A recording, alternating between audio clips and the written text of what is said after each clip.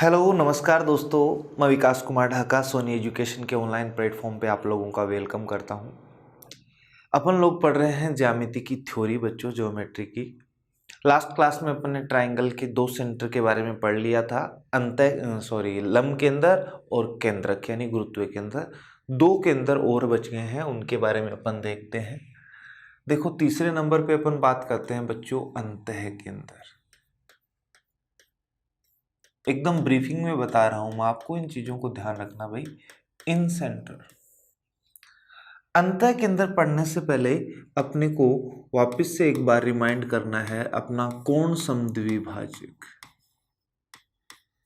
याद है ना आपको एंगल बाइसेक्टर क्या होता है भाई? जैसे कि कोई भी त्रिभुज है भाई अपना, इस पे जो अंतः कोण बनते हैं अंदर की तरफ ए बी सी, जैसे ये पूरा कोण ए है, तो अगर मैं एक ऐसी लाइन खींच दूं जो इसको दो बराबर भागों में बांटे, ए का हाफ हो जाए दोनों, तो ये कौन समद्विभाजक होगा? एक ए से ऐसे एक बी से बना सकते हैं, एक सी से बना सकते हैं। एक किससे बना सकते हैं? बी से। बी ई नाम दे दो, ये भी बी बट्टा दो, तो ये भी बी बट्टा दो। ऐसे बच्चों एक यहां से भी बना सकते हैं, सी बट्टा दो, तो ये भी कितना? सी बट्टा दो। देखो मैंने इन दोनों को एक लाइन से बनाया तो आप समझ जाओगे बराबर है, इन दोनों को दो दो लाइन से तो ये बराबर, ये एंगल 3 3 है ना, इसको सी है। तो जहां पर कोण समद्विभाजक मिलते हैं उसको अपन इन सेंटर अंतः केंद्र कहते हैं, और इसलिए इसको अपन आई से लिखते हैं। किससे लिखते हैं? आई से। कभी भी इन सेंटर पे बना हुआ कोण, जैसे बी और सी से पूछ ले, बी आई सी, क्या पूछ ले आपसे? बी आई सी, तो बच गया कौन सा? ए बच गया ना। इसका आधा जो है ना वो 90 में जोड़ दिया करो, आ जाता है बच्चों। अंतः केंद्र पे बना हुआ कोण कैसे निकालते हैं? किन्हीं भी दो शीर्षों के द्वारा अंतः केंद्र पे बना हुआ कोण निकालना है तो तीसरे शीर्ष पे बने हुए अंतः कोण का आधा 90 में जोड़ दो। जैसे सपोज करो कि 40 है पूरा, तो 20 + 90 ये हो जाएगा 110। ऐसे ही ए आई सी पूछता, ए आई सी, ए और सी से, तो बी का आधा 90 में जोड़ देना। ऐसे ही बच्चों ए आई भी पूछता हूं तो सी का आधा 90 में जोड़ देना। समझ आ गई बात? दूसरी बात, सभी त्रिभुज में अंदर होता है। कहां होता है? अंदर होता है, ध्यान रखना। एक बात और याद रखना, ये अंतः केंद्र वास्तव में होता क्या है? जैसे ये कोई ट्रायंगल है बच्चों एबीसी,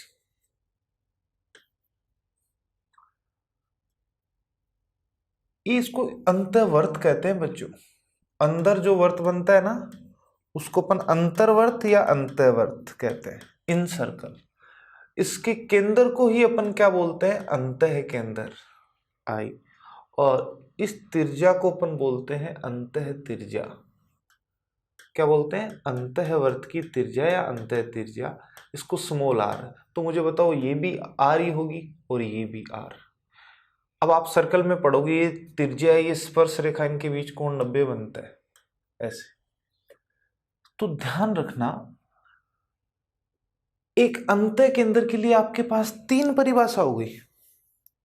कोण समद्विभाजक जहां मिलते हैं उसे, या अंदर बने सबसे बड़े वर्त का केंद्र, या यूं कह सकते हो तीनों भुजाओं से समान दूरी पर स्थित अंदर स्थित एक बिंदु अंतः केंद्र होता है। अब क्वेश्चन आ सकता है एग्जाम में, एक त्रिभुज के अंदर एक पॉइंट है ओ या पी, कोई भी नाम दे देगा, जो तीनों भुजाओं से समान दूरी पर है, तो आप समझ जाना वो अंतः केंद्र है। ठीक है स्टूडेंट, तो ये होता है अंतः केंद्र। अगर बच्चों किसी भी त्रिभुज की तीनों भुजाएं आपको दे रखी है और इस अंतःवर्त की त्रिज्या पूछ ली जाए आपको, तो इसके क्षेत्रफल को इसके परिमाप के आधे से भाग दे देना है। आर बराबर होता है हमेशा डेल बट्टा एस। त्रिभुज के क्षेत्रफल को उसके अर्ध परिमाप से डिवाइड कर देते हैं। ठीक है ना, आगे चलते हैं। 4th नंबर पे बात करते हैं बच्चों अपन परिकेंद्र की। सरकम सेंटर, परि का मतलब होता है चारों तरफ वर्त बना है उसका केंद्र। देखो एक होता है बच्चों, इसको पढ़ने से पहले अपन बात करेंगे भुजा लंब समद्विभाजक। कभी कभी इसको लंब समद्विभाजक ही बोल दिया जाता है, इंग्लिश में बोलते हैं साइड परपेंडिकुलर बाइसेक्टर। क्या होता है देखो ध्यान दो,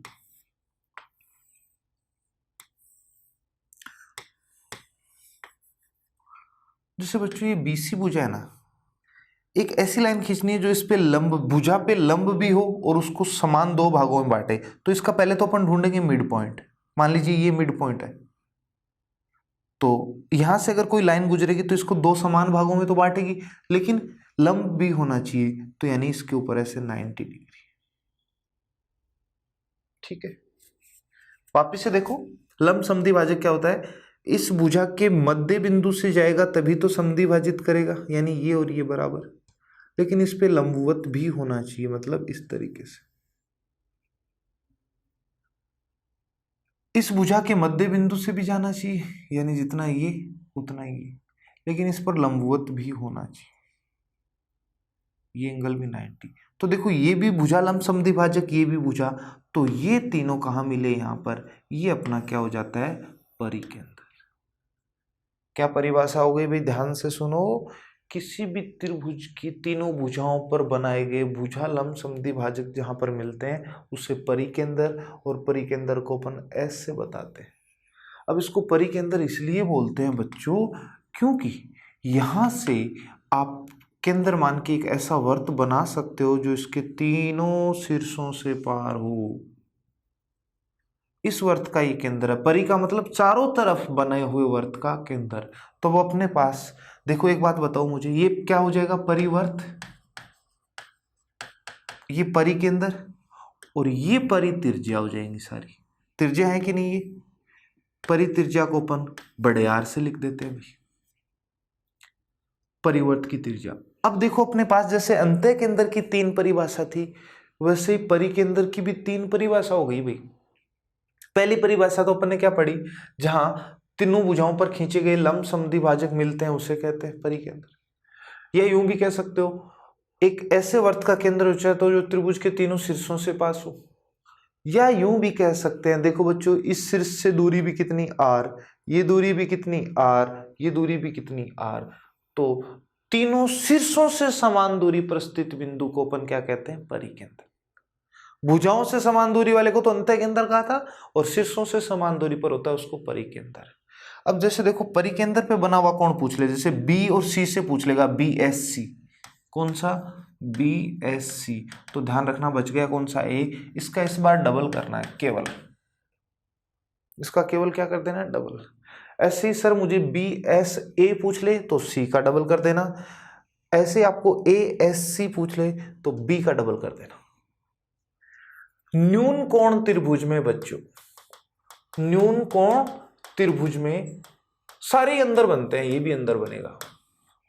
समकोण त्रिभुज में बच्चों, समकोण त्रिभुज में ध्यान रखना ये बनता है इस कर्ण के मध्य बिंदु पर, ऐसे यहां पर बनेगा।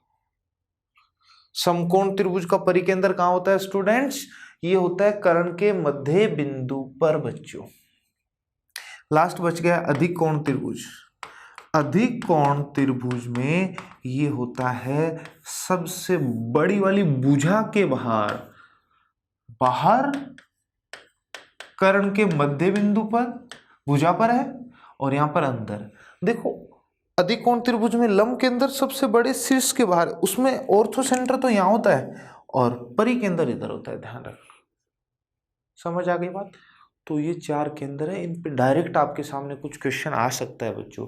जैसे मैंने आपको अंतःवर्त की त्रिज्या निकालना बताया था, तीनों भुजाएं अगर दे रखी हो तो, ऐसे ही परिवर्त की त्रिज्या भी पूछ सकता है। तो परिवर्त की त्रिज्या निकालने के लिए ऊपर तो तीनों भुजाओं को गुना कर दो और नीचे 4 गुना क्षेत्रफल, क्षेत्रफल के 4 गुने से भाग दे देना बच्चों, इसके परिवर्त की त्रिज्या आ जाती है। अगर किसी भी त्रिभुज की तीनों भुजाएं देकर आपको उसके परिवर्त का क्षेत्रफल पूछ ले, सपोज करो इसका, तो पहले इसकी त्रिज्या तो निकालनी पड़ेगी, वो अपन इस फॉर्मूले से निकाल सकते हैं। क्लियर। तो ये थे 4 के 4 केंद्र जो मैंने आपको पूरे बता दिए। अब बात करते हैं बच्चों अपन दो बातों की। एक होती है सर्वांग समता,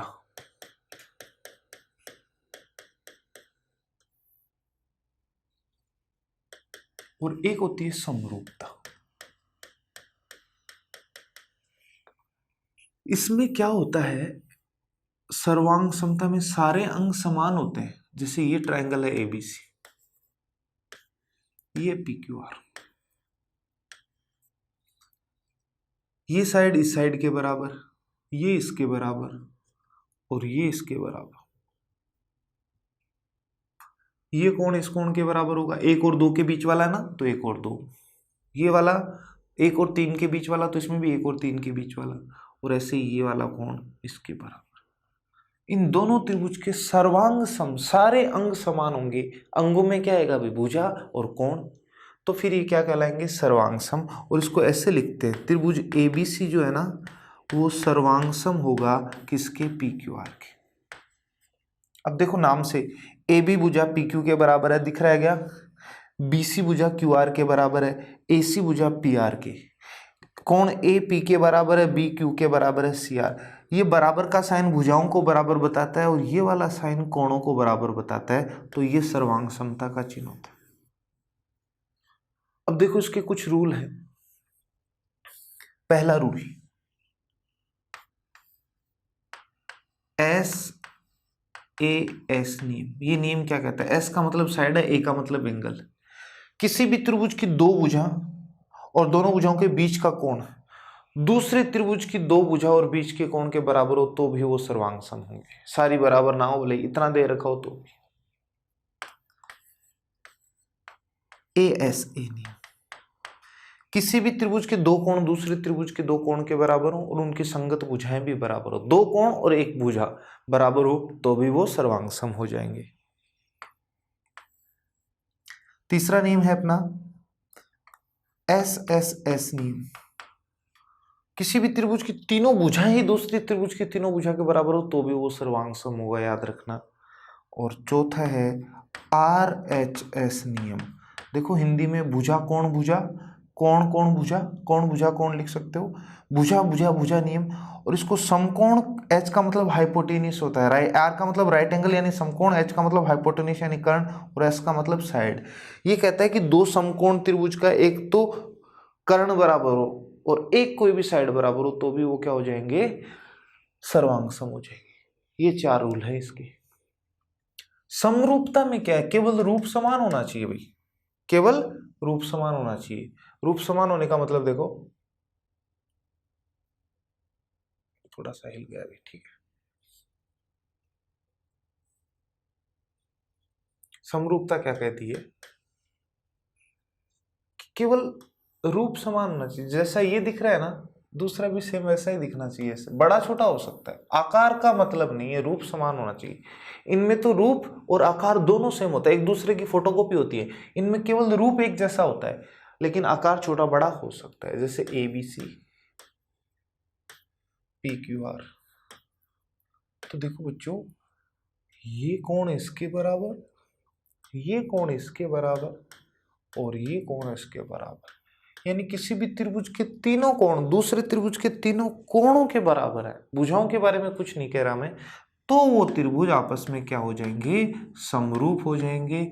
और ये साइन होता है बच्चों समरूपता का। ये तो होता है सर्वांग समता का, कॉन्ग्रुएंट, इसको इंग्लिश में क्या बोलते हैं, कॉन्ग्रुएंसी बोलते हैं भाई। और ये होता है समान समरूपता का, जिसको अपन सिमिलरिटी बोलते हैं। अब देखो इसके 3 रूल है। पहला रूल है एस ए एस नियम, वही है, किन्हीं भी दो भुजाओं का अनुपात दूसरे त्रिभुज की दो भुजाओं के अनुपात के बराबर और बीच का कोण, जैसे ये 2 कह दूं मैं आपको, सपोज करो ये 2 है, ये 4, ये 3, तो ये 6। क्या रेशियो 1:2, 1:2 ये, और बीच का कोण भी बराबर कह दूं तो ये समरूप होंगे।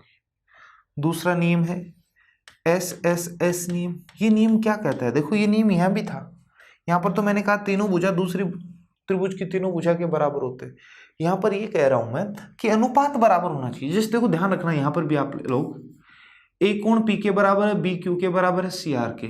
अब ए बी भुजा पी क्यू के बराबर होती तो फिर ये सर्वांग सम हो जाते, लेकिन इनका अनुपात हमेशा बराबर होता है भाई। देखो ए बी का अनुपात तो अपन किसके साथ लेंगे, पी क्यू के साथ लेंगे। फिर बी सी का अनुपात अपन किसके साथ लेंगे, बी सी लास्ट वाले 2 हैं तो इधर भी लास्ट वाले 2 क्यू आर, और ऐसे ही AC भुजा का अनुपात किसके साथ लेंगे, PR की। तो ये इसका उल्टा ही है और कुछ नहीं। क्या कह रहा हूं मैं, कोण तो यहां भी बराबर होंगे, यहां भी बराबर होंगे, यहां भुजाएं बराबर ही होंगी, यानी 1:1 के रेशियो में ही होंगी, लेकिन यहां पर रेशियो कुछ भी हो सकता है। भुजाओं की लंबाई बराबर नहीं होगी लेकिन अनुपात बराबर होगा बच्चों, ये ध्यान रखना आप लोग। तो ये नियम यही कहता है कि अगर अनुपात बराबर है तो भी वो समरूप होंगे, समरूप है तो अनुपात बराबर है।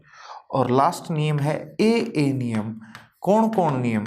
ये नियम ये कहता है कि अगर दो कोण बराबर होंगे ना तो भी वो समरूप होगा। अब जैसे मान लो, देखो समझो, ये 60 तो ये 60, ये 40 तो ये 40, दो ही बराबर दिए मैंने, तो अपने को पता है इन दोनों का टोटल भी 100, ये 100, और किसी भी त्रिभुज के तीनों कोणों का योग 180 होता है, तो ये भी 80 80, तीसरा तो अपने आप बराबर हो जाएगा भाई।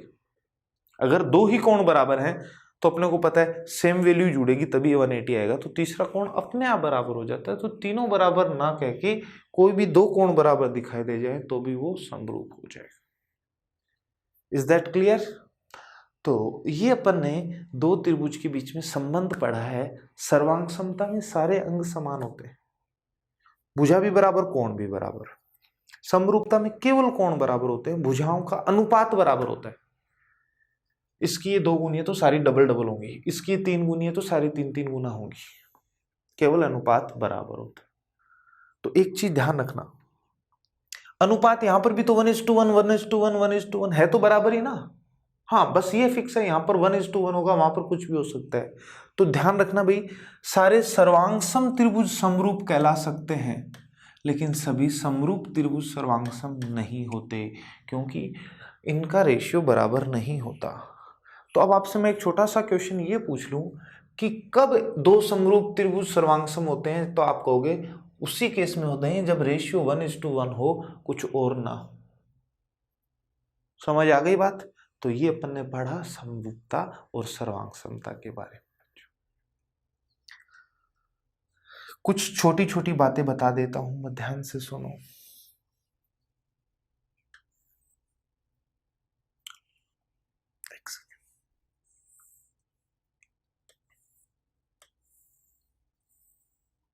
अगर ये एक समद्विबाहु त्रिभुज है ना भाई, यहां से अगर आपने लंब डाला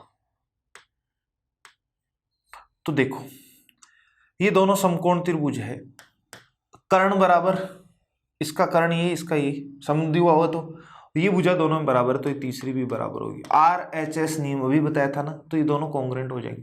अब कॉन्ग्रुएंट हो गए, सर्वांगसम हो गए, तो ये कोण भी बराबर हो जाएंगे सारे। मैं ये कहना चाह रहा हूं कि एक समद्विबाहु त्रिभुज में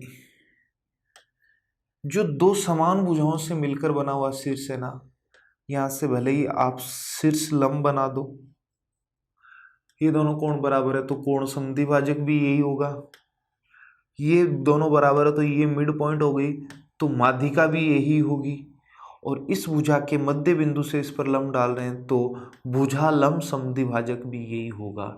ये सारे एक साथ आ जाएंगे, अलग अलग नहीं होंगे। यही तो शीर्ष लंब होगा, यही माध्यिका हो जाएगी, यही कोण समद्विभाजक हो जाएगा, और यही भुजा लंब समद्विभाजक हो जाएगा सामने वाले साइड पे, जो अपन ने चारों सेंटर से पहले पढ़े थे। लेकिन ध्यान रखना, अब आप देखो इन चीजों का ध्यान रखना। जैसे मैं कह दूं ABC एक ट्रायंगल है, A से मैंने BC पे एक लंब डाल दिया,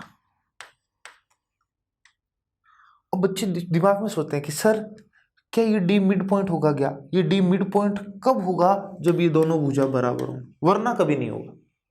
अगर इनकी लंबाई अलग अलग है तो सारे के सारे यही होंगे, और अगर इनकी लंबाई अलग अलग है तो सारे अलग अलग बनेंगे बच्चों, ये ध्यान रखना। तो जैसे ही आपने ये दोनों साइड बराबर कही, तो जो दोनों समान साइड से मिलकर बना हुआ शीर्ष है, उससे चारों के चारों इसी लाइन पे आएंगे भाई, ध्यान रखना। क्लियर?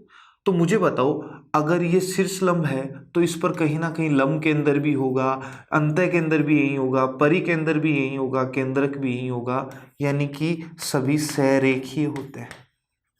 क्वेश्चन आ जाता है छोटा सा, एक ऐसा कौन सा त्रिभुज है जिसके चारों के चारों के अंदर एक ही लाइन में हो? इसको हिंदी में कहते हैं सरेखी, इंग्लिश में कहते हैं कोलिनियर है। तो आपको नाम याद आएगा, कौन सा त्रिभुज होगा वो? समद्विबाहु त्रिभुज होगा भाई। कौन सा होगा? समद्विबाहु त्रिभुज। याद रहेगा बच्चों। आगे देखो, अगर बच्चों किसी त्रिभुज में बात करें अपन तीनों भुजाएं बराबर, यानी मैं बात कर रहा हूं इस बार समबाहु त्रिभुज। किसकी बात कर रहा हूं? समबाहु। तीनों भुजाएं बराबर है भाई। मैंने यहां से एक लंब डाला, नाम दे दिया एडी। अब अपने को पता है समबाहु त्रिभुज, ये दोनों भुजा बराबर है ना, तो सारी की सारी होंगी, ये भी माध्यिका भी होगी, यही कोण समद्विभाजक होगा और यही भुजा लंब समद्विभाजक। बी से वापस से मैंने एक लंब डाला, ये लो नाम दे दिया मैंने बी। तो ये दोनों भुजा भी बराबर होंगी इस बार, तो सारे के सारे यही होंगे, यही माध्यिका हो जाएगी, मिड पॉइंट बना दिया ना, और यही कोण समद्विभाजक हो जाएगा। ऐसे सी शीर्ष से बच्चों अगर मैं एक लंब डाल देता हूं ऐसे सी एफ, तो देखो ये दोनों साइड बराबर है क्या? जिस शीर्ष से आपने लंब, तो यही माध्यिका होगी और यही कोण समद्विभाजक भी होगा, इसी का सारे एक साथ में। तो ध्यान रखना, एक बार अपन इनको लंब माने तो शीर्ष लंब बन गया, कोण समद्विभाजक माने तो ये अंतः केंद्र बन गया, माध्यिका मानूंगा तो यही गुरुत्व केंद्र हो गया, और भुजा लंब समद्विभाजक मान के करूंगा तो यही परिकेंद्र। तो यहाँ पर समपाती होते हैं चारों के अंदर, समपाती का मतलब एक ही बिंदु पर। तो अगर आपसे ये पूछ ले कि ऐसा कौन सा त्रिभुज है जिसके चारों के अंदर समपाती होते हैं, तो आपका आंसर होगा समबाहु त्रिभुज। क्या आंसर होगा भाई? समबाहु त्रिभुज। ठीक है, यहां तक। कुछ छोटी छोटी बातें और बताता हूं आपको जिन पे क्वेश्चन आ जाते हैं। एक चीज हमेशा याद रखना, कोई भी त्रिभुज हो ना बच्चों ऐसा, जैसे एबीसी एक त्रिभुज, ए बी पर कहीं भी एक कोई पॉइंट ले लो P और इस पे ले लो Q, अगर PQ को मिला दोगे, इसके ये अगर समांतर है, तो देखो मैंने आपको बताया था ये एक कोण तो छोटे वाले और बड़े वाले दोनों ट्रायंगल में है, कॉमन है। ये दोनों अगर पैरेलल है तो ये तिर्यक रेखा, ये संगत कोण भी बराबर होंगे, ऐसे ये दोनों भी संगत कोण हो जाएंगे। तो मुझे ये बता दो, छोटे वाला त्रिभुज और पूरे बड़े वाला त्रिभुज, क्या इसके तीनों कोण इसके तीनों कोण के बराबर हैं? आप कहोगे बिल्कुल है सर, और केवल कोण ही बराबर हैं, इसलिए मैंने भी बताया था क्या ये त्रिभुज समरूप हो जाएंगे? तो बताओ भुजाओं का अनुपात, इसकी भुजा ए बी का अनुपात किसके साथ लेंगे? ए बी के साथ। ए पी का अनुपात ए बी के साथ। पी क्यू का अनुपात, तो आप कहोगे सर बी सी के साथ। और ऐसे बच्चों ए क्यू का अनुपात ए सी के साथ। और इतना ही नहीं बच्चों, जो अनुपात एपी और पीबी का होगा, इसको थेल्स थ्योरम कहते हैं, नाम लिख लेना यहाँ पर थेल्स थ्योरम, वही अनुपात ए क्यू और क्यू सी का होगा। एपी और पीबी का वही रेशियो होगा जो ए क्यू और क्यू सी का होगा। कभी भी आपको ऐसे समांतर खींच दे कोई लाइन, तो सोच लेना हमेशा छोटे वाला ट्रायंगल और पूरा बड़ा ट्रायंगल हमेशा क्या होंगे? सिमिलर होंगे भी, ये चीज ध्यान। और ये अंतःखंड बन रहे हैं, इनका अनुपात भी बराबर होगा। इसको अपन क्या बोलते हैं? थेल्स। एक वैज्ञानिक था थेल्स जिसने ये प्रूव की थी, तो उसका नाम थेल्स थ्योरम रख दिया गया। एक चीज और याद रखना, देखो ध्यान से, किसी भी त्रिभुज की, देखो त्रिभुज ही है मेन, आगे तो इतना ज्यादा नहीं है, यहीं पर ज्यादा सारी चीजें हैं। किसी भी त्रिभुज में किन्हीं भी दो भुजाओं का मध्य बिंदु ले लो, जैसे इसका ये मध्य बिंदु है P, और इसका भी मिड पॉइंट ले लो Q। किसी भी त्रिभुज की किन्हीं भी दो भुजाओं के मध्य बिंदु को मिला दोगे ना, तो पहली बात ये PQ है ना, वो BC के समांतर होगी, और दूसरी बात पी क्यू की लंबाई जो है वो बी सी की आधी होगी। पी क्यू की लंबाई जो होगी वो बी सी की आधी होगी। ठीक है,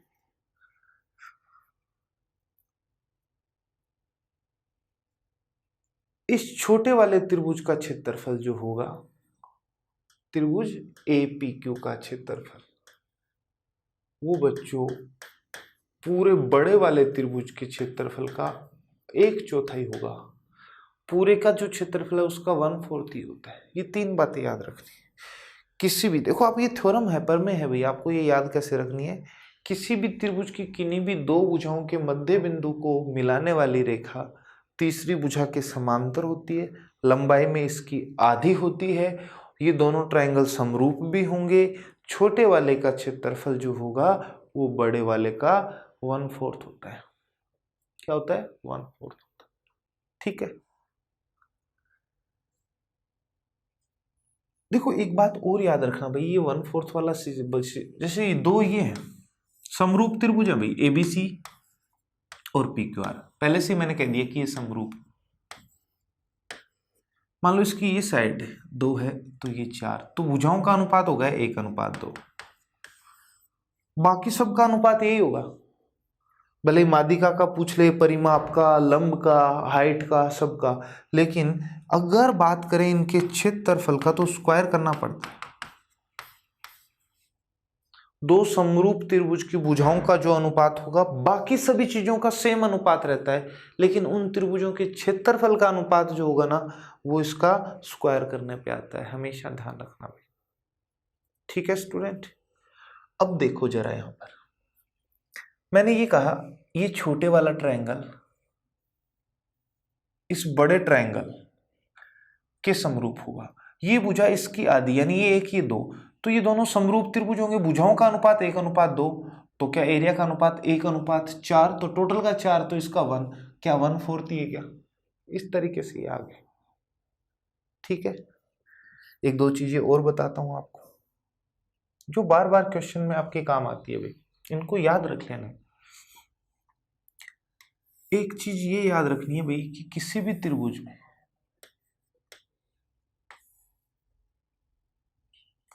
अगर आपने अंतःकोण का कोण समद्विभाजक बना दिया, ये कोण अगर इसके बराबर है a/2 और a/2, तो ये जो आपने कोण समद्विभाजक बनाया कौन से शीर्ष से बनाया है? ए से। और ए शीर्ष कौन कौन सी भुजाओं से मिलकर बना है? ए बी और ए सी। ए बी और ए सी, इनका अनुपात भी वही होगा बी डी और डी सी। इसको याद कैसे रख लेना है, देखो ध्यान से, क्योंकि नाम पी क्यू आर कुछ भी दे सकता है, एक्स वाई जेड ट्राइंगल का कोई भी नाम दे सकता है, जरूरी नहीं भी एबीसी आएगा। मैं ये कह रहा हूं किसी भी त्रिभुज के किसी भी शीर्ष से खींचा गया कोण समद्विभाजक सामने वाली भुजा को उसी अनुपात में बांटता है जिस अनुपात में इस शीर्ष को बनाने वाली भुजाएं हैं। जैसे क्वेश्चन आ गया बच्चों, इसको 6 कह दूं, इसको कह दूं 10, ये 3 दे दूं, तो ये कितना होगा? तो 6 और 10 का अनुपात निकाल लो एक बार, तो आप कहोगे सर 3:5, तो ये 3 होगी तो ये कितनी हो जाएगी? 5 हो जाएगी। ठीक है ना? तो एक ये कोण समद्विभाजक पर में है, इसको आप ध्यान रखना।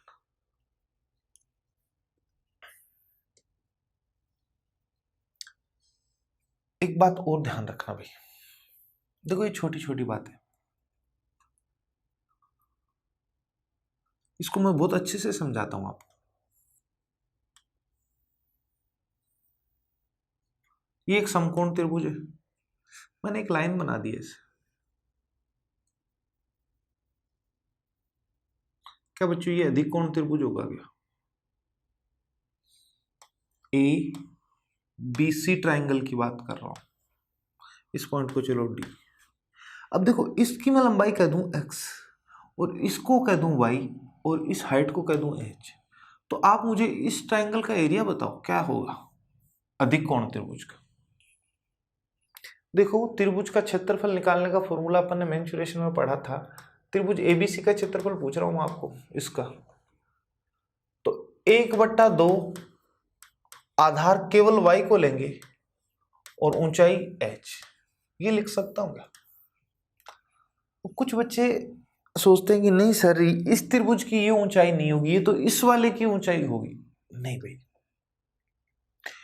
ऊंचाई क्या होती है ध्यान रखो। जैसे इस भुजा को आधार मान रहे हो ना, तो इसके सामने वाले शीर्ष से लंब डाल दो, भले ही वो बाहर मिले, बी पर आके मिले, सी पे मिले, या दोनों के बीच में, ऊंचाई हमेशा वही रहती है। ये ध्यान रखना, इस पे कई बार क्वेश्चन आते हैं भाई। चलो ऐसे तो आपको यकीन नहीं, आप मुझे एक बात बताओ, ये सही है कि गलत है, ये मैं आपको बताने जा रहा हूं। बच्चों मुझे एक बात बताओ, त्रिभुज एबीसी का क्षेत्रफल कब आ जाएगा अपने पास? तो आप कहोगे सर पूरे त्रिभुज एडीसी के क्षेत्रफल में से, पूरे त्रिभुज एडीसी के क्षेत्रफल में से एडीबी का क्षेत्रफल घटा दूं तो इसी का बचेगा, एडीबी का। ये तो ठीक है ना, यहां तक आप कहोगे बिल्कुल ठीक है। अब देखो भाई, एडीसी पूरे का त्रिभुज, तो आधार ये पूरा होगा ना, x + y, और ऊंचाई यही रहेगी, तो आप कहोगे सर 1/2 आधार गुना ऊंचाई, माइनस करना है एडीबी। ये भी तो एक समकोण त्रिभुज है, इस बार आधार केवल x ही रहेगा स्टूडेंट, तो इसका एरिया हो जाएगा 1/2 XH। देखो भाई 1/2 H से एक बार x को गुना करो तो 1/2 XH, 1/2 H को एक बार y से गुना करोगे तो 1/2 YH, और आगे वाला ऐसा का ऐसा लिख दो। क्या बच्चों इससे ये कट जाएगा? क्या मैंने यही लिख रखा है क्या?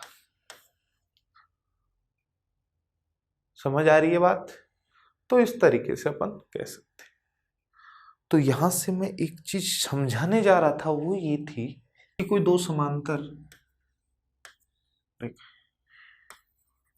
ये दो फिक्स पॉइंट ले लो,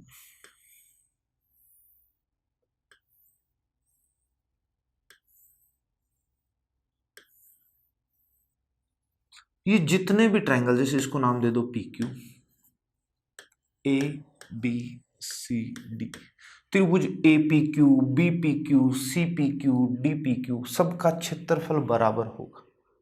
थ्योरम क्या है?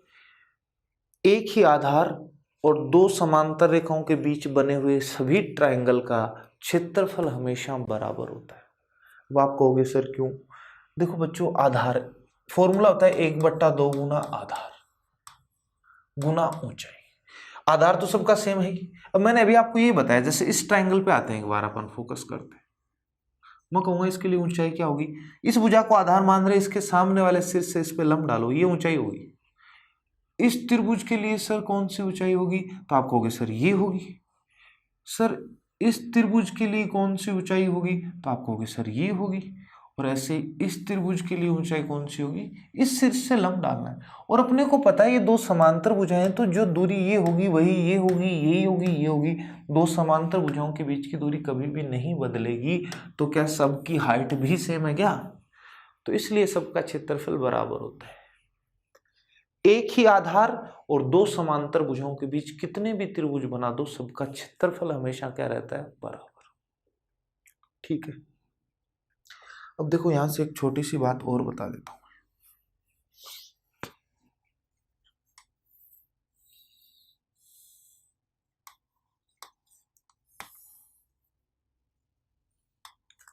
भाई अगर मैं D मिड पॉइंट ले लूं, D क्या ले लूं? मिड पॉइंट, तो क्या ये माध्यिका होगी? क्या हो गई? माध्यिका। मुझे बताओ, इधर वाले त्रिभुज के लिए भी यही हाइट होगी, और इधर वाले त्रिभुज में इसको बेस मानूंगा तो यही हाइट होगी। और ये मिड पॉइंट लिया अपन ने, तो जितनी दूरी ये होगी उतनी दूरी ये होगी, बराबर होगी। ये दूरी भी क्या होंगी? बराबर। अब मुझे ये बताओ, इन दोनों त्रिभुज के लिए हाइट भी यही है और आधार भी यही है, तो क्या इन दोनों का क्षेत्रफल भी बराबर होगा? क्योंकि ये रेशियो 1:1 है बच्चों। ध्यान रखना, माध्यिका त्रिभुज को क्षेत्रफल की दृष्टि से दो बराबर भागों में बांटती है। 1/2 गुना आधार बराबर है, ऊंचाई तो बराबर होगी होगी, क्योंकि इसके समांतर एक रेखा बना दो, ये लो, ये भी इसी के बीच, ये भी इसी के बीच बना। तो यहीं से अपन एक चीज और याद रख सकते हैं, किसी भी त्रिभुज का जो गुरुत्वीय केंद्र होता है ना बच्चों, जो माध्यिकाओं को मिलकर बना है जी, तो इसमें छोटे छोटे कितने ट्राइंगल बने, 6 बने, 1 2 3 4 5 6, इन सब का एरिया बराबर होगा टोटल का 1/6। याद रखना है ये हमेशा।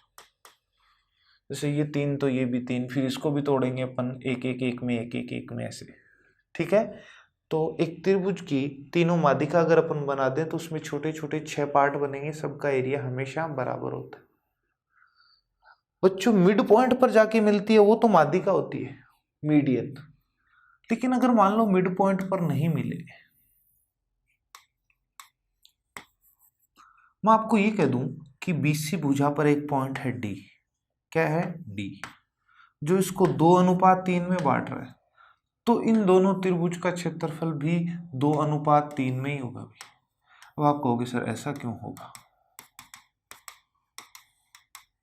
मुझे एक बात बताओ, हाइट तो दोनों के लिए, ये दोनों का देखो, इसको बेस मान रहा हूं, एक बार इसको बेस मान रहा हूं, तो सामने वाला शीर्ष दोनों में ही होगा, इससे लंब डालोगे, हाइट तो यही होगी। लो इस पॉइंट को नाम दे दो P।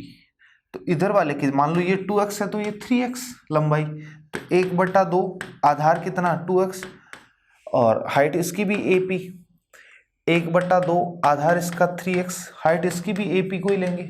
अब मैं रेशियो की बात करूं, 1/2 से 1/2 कट जाएगा, x से x कट जाएगा, और AP बराबर है तो ये भी कट जाएगा, क्या 2 और 3 ही रहेगा। इन दोनों त्रिभुज की हाइट अगर बराबर है तो जो आधार का अनुपात होगा 2:3, वही इनके क्षेत्रफल का होगा। ये हमेशा आप लोगों को ध्यान रखना है। ठीक है, तो ये मैंने आप लोगों को बताई है त्रिभुज के बारे में कुछ छोटी छोटी बातें जो आपको याद रखनी है। इन पे बेस्ड क्वेश्चन आएगा, इनसे बाहर आपके एग्जाम में कुछ नहीं पूछेगा। जितनी भी पॉसिबल चीजें थी मैंने आपको सब बता दी। ठीक है बच्चों, तो ये आप लोगों को याद कर लेनी है। त्रिभुज के बाद अपन बात करेंगे बच्चों चतुर्भुज की। देखो चतुर्भुज की बात करें तो पहले मोटी मोटी बात कर लेते हैं अपन, चतुर्भुज के बारे में ज्यादा नहीं देखेंगे अपन।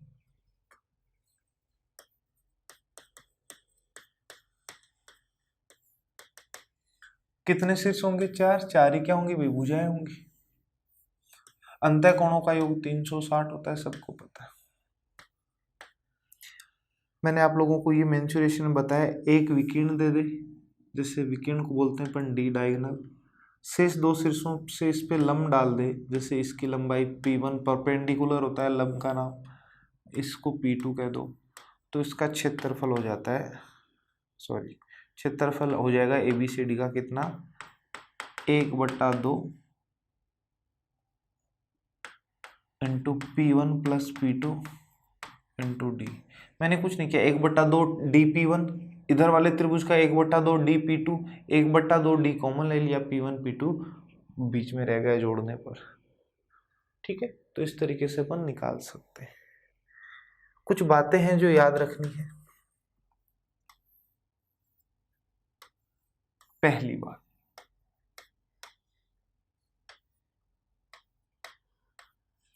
बच्चों अगर मैं किन्हीं भी दो लगातार आसन कोणों के कोण समद्विभाजक बना दूं, जैसे ये भी कोण समद्विभाजक है और ये भी कोण समद्विभाजक, तो ये P पर बना हुआ कोण होगा कौन सा, DPC। ये इन दोनों के टोटल का हाफ होता है हमेशा, कैसा भी चतुर्भुज क्यों ना। जैसे मान लो ये 70 है, ये 60, तो 70 + 60 कितना होगा 130, ये 130 का आधा 65 हो जाएगा। किसी भी चतुर्भुज के किन्हीं भी दो लगातार शीर्षों के कोण समद्विभाजक जिस बिंदु पर मिलते हैं वहां पर बना हुआ कोण शेष 2 शीर्षों पर बने हुए कोणों के योग का आधा होता है। ये हमेशा याद रखना, छोटी छोटी बातें हैं। अगर बच्चों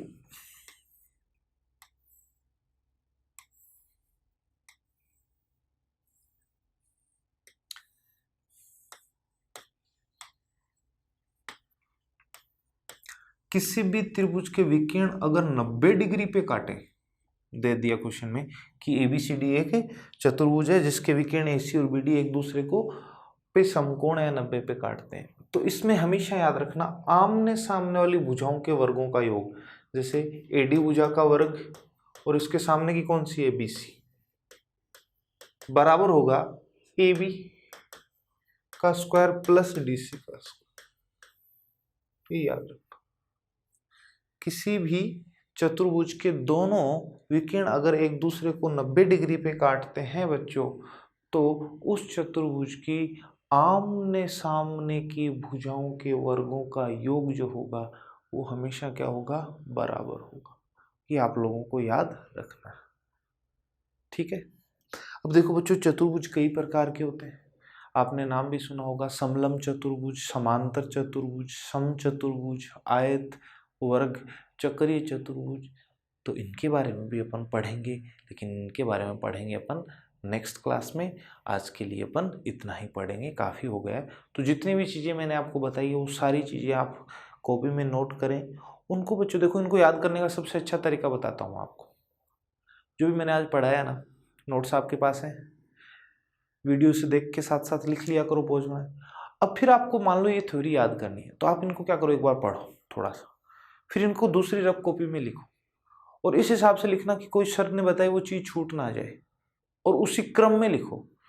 लिखा आपने अपने हिसाब से, फिर देखोगे कुछ ना कुछ जरूर छूटा हुआ मिलेगा कि यार ये भूल गया मैं तो, या फिर मेरा सीक्वेंस चेंज हो गया। जब तक मत रुकना जब तक आपने एज इट इज पूरे सीक्वेंस से नहीं लिखे। 2 या 3 बार करोगे लिखा जाएगा, फिर आप कभी नहीं भूलोगे ये थ्योरी, ठीक है। तो आप लोग इस तरीके से इसे पढ़ोगे, सारी चीजें कंठस्थ हो जाएगी। ओके बच्चों, तो मिलते हैं अगली क्लास में, तब तक के लिए बाय।